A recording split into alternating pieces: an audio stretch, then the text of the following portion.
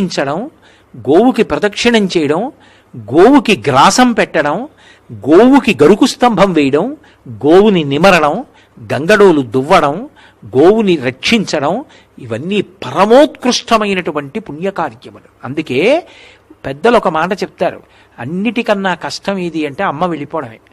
అమ్మని చూడాలి అంటే ఆవుని చూస్తే చాలు. ఆవు వంక చూస్తే అమ్మ వంక చూసినట్టే. నా పుట్టినరోజు నాడు అయ్యో మా అమ్మ లేదే, పాపం నా పుట్టినరోజుకి తొక్కుళ్ళడ్డు చేసి పెట్టేదే, ఆశీర్వచనం చేసేదే అనిపించింది అనుకోండి, ఆవు పాలు తెచ్చుకు తాగాననుకోండి, మా అమ్మ చేత్తో చేసి పెట్టిన ప్రసాదం నేను తినేసినట్టే. ఆవుకి అరటిపండు పెట్టాననుకోండి, ఆ రోజున మా అమ్మ నా చేతి భోజనం చేసినట్టే. గోవుకి ప్రదక్షిణం చేస్తే మా అమ్మకి నేను నమస్కారం చేసేసినట్టే.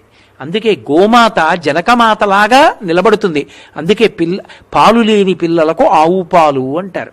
పశువుల నుండి వచ్చేటటువంటి పాలు రజోగుణ తమోగుణాలు కల్పిస్తాయి. అందుకే